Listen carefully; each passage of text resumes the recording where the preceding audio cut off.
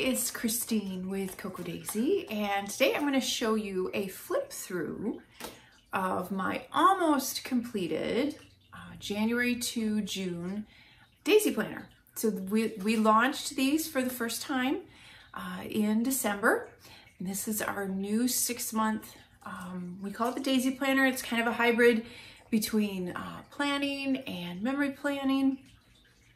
So I'm going to share a quick little flip through, and I haven't finished June yet, but I'm going to show you what I've done in mine. And then at the end of the video, I'm going to give you a quick little look at the new one. So this is July through December.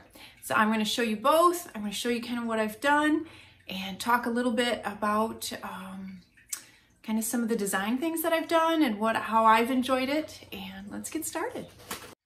I'm going to start off by sharing with you some of the layouts and the calendar pages as well. I'll give you a little quick look at those of how I've used my Daisy planner for the last 6 months.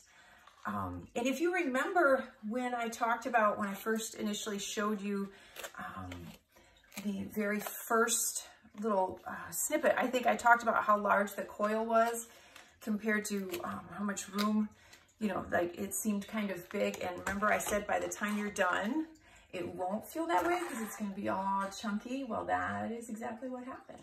So that's why we start out with a really large ring, and it looks kind of disproportionate. It's because by the time you're done with it, you've got that nice big ring and everything will fit in there really well.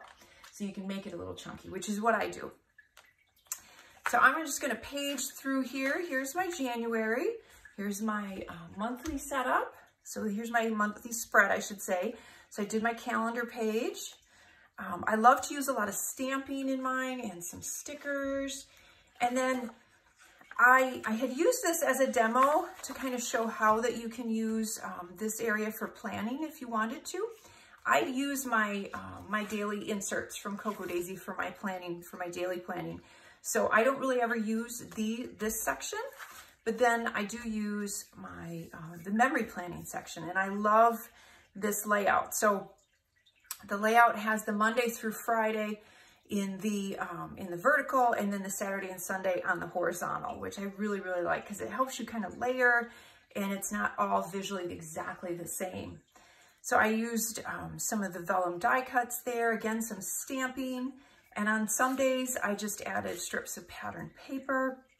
And one thing you'll notice, I am way, way behind on adding my journaling. So the way that I work is I put the photos in, I come back, I add the embellishments, and then I go back in and I try at the end of the month to add my journaling. I'm about 4 months behind. So I hope that you could still get an idea of the layouts, even regardless of the fact that you don't see a lot of journaling. I was good in January. I had it going in January. And I kept the theme through all the months with the large numbers. I really liked that. I love adding in some of the puffy alphas. And this section here, I usually kind of like almost to title my week. So I use that large alpha set again to kind of title in my week. Sometimes I'll put some patterned paper in there. Sometimes it's real simple, and sometimes it gets a little more layers that I put in. So here was February, and I used one of the large tags from our classified memory keeping kit. I just thought that was fun. I kind of added that in there. And again, as you notice, I don't use those pages, which is fine. I could just cut them out. I may end up using them in the new planner. I don't know. We shall see. And then some more photos. And one of the things you'll notice when I get to May is I started kind of playing around with my photographs, trying to kind of determine the best size. I was using my my sprocket to print out the photos, and they did fine. I wasn't really thrilled with the color and the quality, especially the whites and stuff and such. So I did try to use persnickety, and I'll show you those. I wasn't actually real thrilled with that quality as well. So I will show you what I finally ended up deciding to do. So I do like on the Saturday and Sunday areas to put the photos at a little bit of a tilt or to overlap them. And I like using the sticky notes. Sometimes I'll probably type some stuff. I type some journaling on there just to kind of break it up, to break up all of the handwriting that goes in there. I did a lot of the cute little heart stamps on there for Valentine's Day. And then the Oopsie Daisy, I thought that really turned out cute. This was when we were in the middle of construction. And then in the middle of construction, we left for Jamaica. So, and this was a lot of fun because one of the things that I like about this too is you can add a lot of photographs. So on here, I actually added another photograph. I did a couple of them here at angles. And again, more of the large alphas. We go on to March. March was really busy. And the other thing that's kind of fun is I try to stick each month to, I like to stick to that collection for that month. It's kind of fun to each month have a completely different look and a new batch of product to use, new color. And it generally works with, or I can make it work with whatever's happening. So it's kind of fun to do. If you subscribe to Cocoa Daisy, is to use the products for that month in your memory planning for that month. So new flooring. And if you don't have a picture for a month, this is a couple of things that you can do some stamping.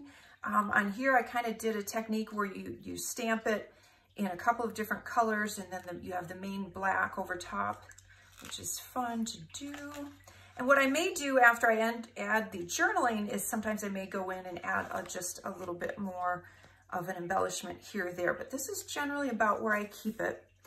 I like to use a lot of the bold stamping and that just to kind of offset the numbers on there as well.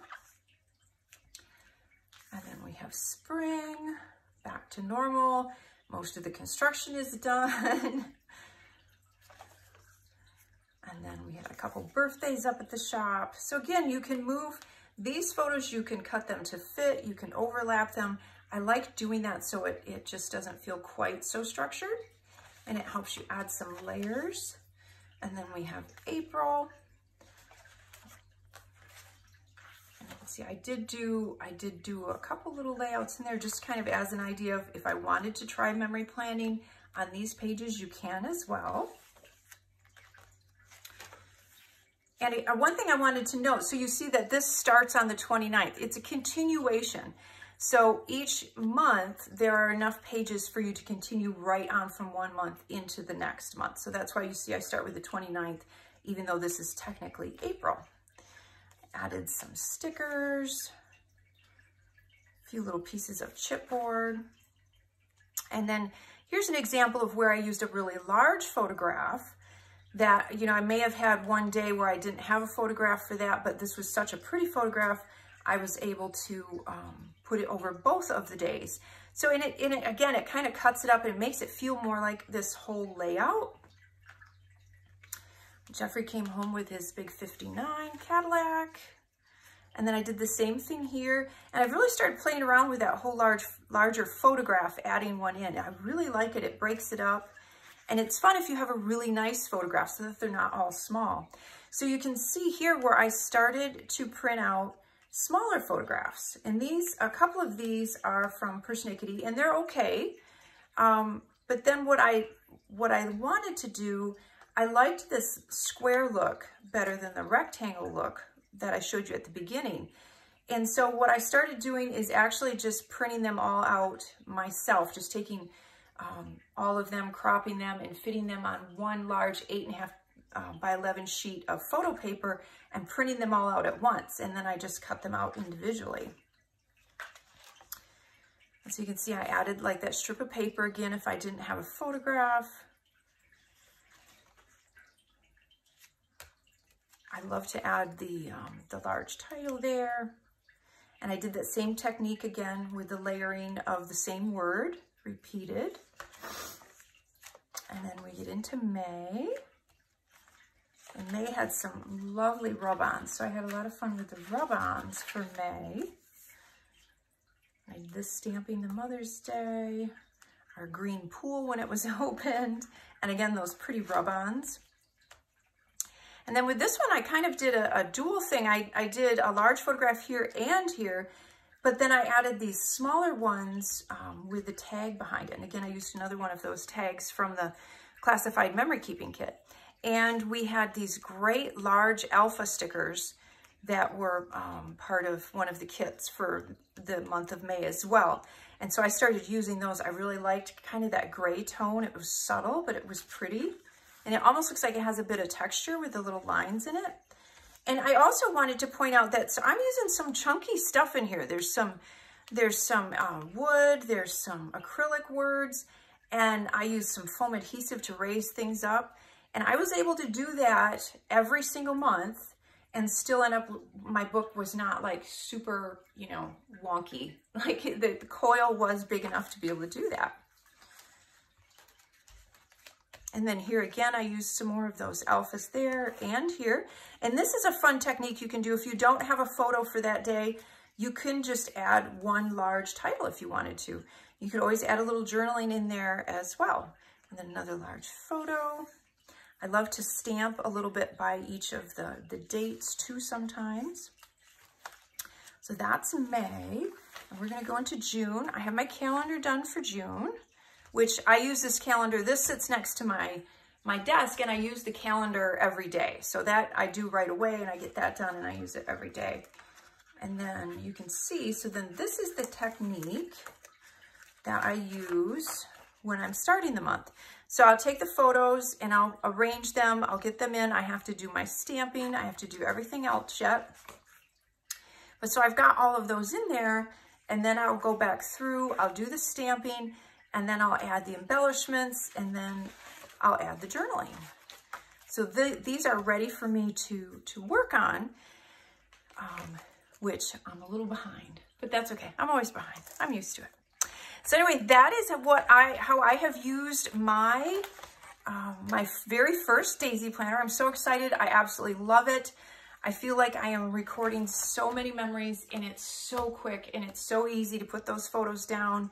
A few embellishments, you know, as you could see, there's not a lot of embellishments. I mean, there's sometimes when I add a little bit more, but honestly, there's some rub-ons and a few titles and some stamping. It's not a lot. And then I go in, I add my journaling, and that entire week of memories is recorded. And that's why I absolutely love this system.